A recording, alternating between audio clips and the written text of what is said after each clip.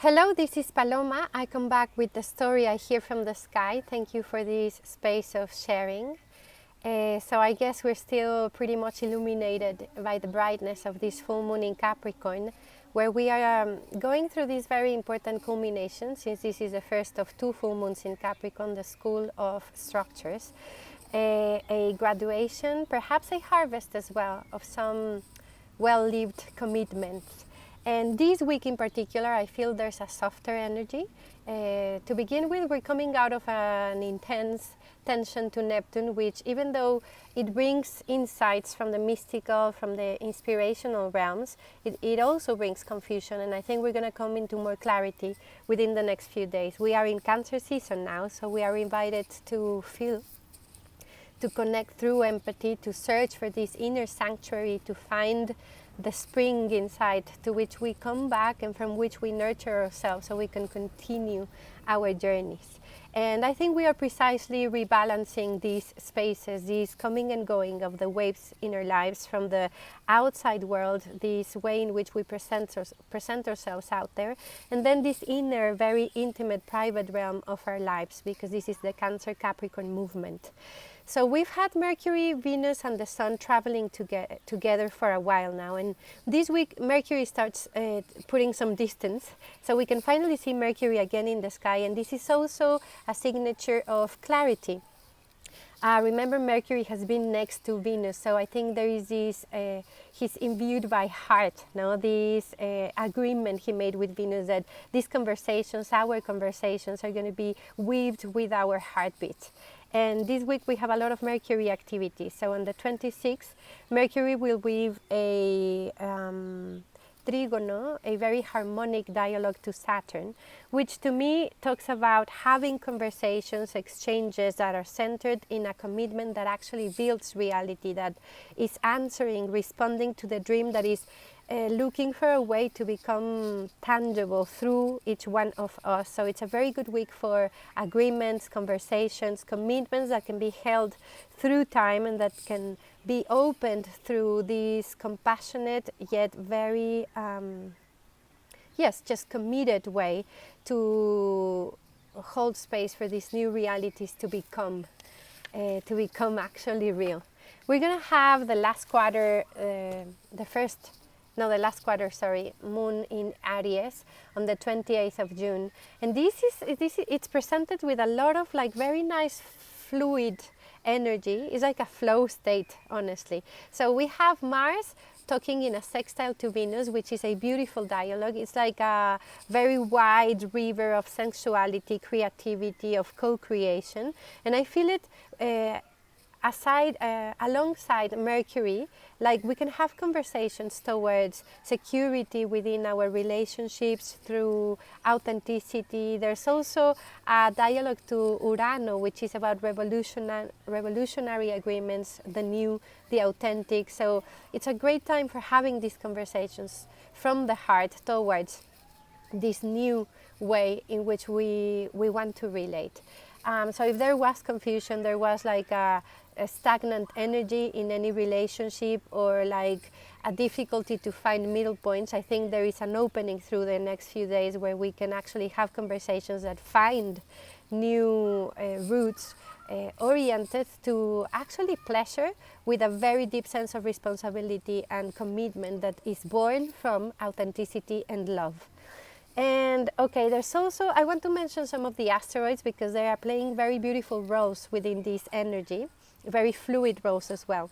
So we have Juno, which is a commitment asteroid in Virgo, also talking to the cosmic lovers. And I think there is this calling to create and respond to a divine order in a connection to natural rhythms, and to understand relationships as an offering without us losing ourselves in relationships, see?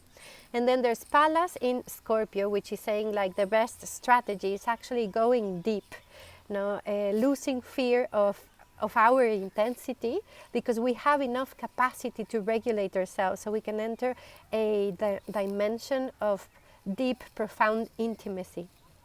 And then we have Ceres in Capricorn, that is speaking to the nurturing of these new structures and how we can integrate some lessons from the past and turn them into the wisdom that will create this new reality that we can now see as something possible. So I think this last week of June feels like entering this calm river in a way, without haste, with trust, with also the awareness of the importance of just walking together with the people we love, our communities, our families, our loved ones, and maybe corresponding presence with our presence, and allowing compassion to speak so we can co-create these new experiences. We are now in a new station, no? In a new direction of the medicine wheel. And I'm going to add another layer to all of this, which is really important. It's it feels like an integration of a lot of things that have happened, and it's a very reflexive energy as well. It might bring some disillusionment in a very healthy way. And I'm talking about Saturn. Saturn will start its retrograde movement on the 29th of July. And whenever a planet is going to change directions, he becomes still in the sky, stationary we call it, and then his energy, his meaning, his power become really emphasized. So we have a very strong Saturn in Pisces right now. We've been working with Saturn in Pisces for over a year now, and he's asking us to discipline a space that is very prone to chaos, which is the Pisces area of our lives.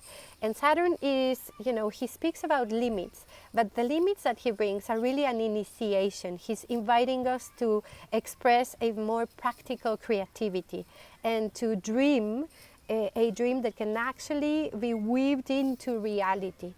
So we are restructuring the way in which we live our sensitivity, our gifts, our spirituality, and also compassion in a much more mature way. So starting this week and throughout the next season, we are invited to have a very firm commitment with integrity, to become the safe container for our own waters, and to have discernment, clarity, honesty in everything we agree, we present, and in who we are. No?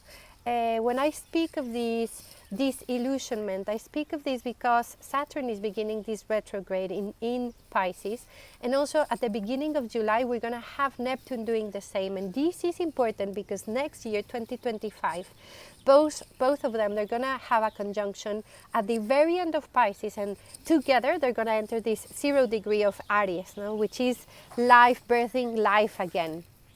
So in the meantime, this is the last time we're going to experience this retrograde motion before that happens. And it brings this very reflexive climate, this deep introspection. It's about like really breaking the veils of some spell so we can actually enter more truth and be able to respond for our energy. So this maturing that I've been talking about since the Capricorn full moon is really emphasized, enhanced through this season.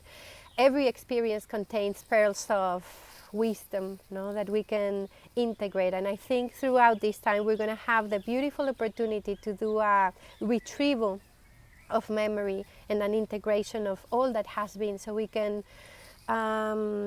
settle this energy, these movements of the inner cycles, inner selves. And remember that in every personal spiral, the vitality of the great cosmic cycles is contained, and that is how together we are telling this love story of humanity. And also thinking about Cancer season and this very strong connection that Cancer has to ancestry and to the past, and Saturn being this wise old man, and also like a grandmother energy, it gives me a sensation of reverence.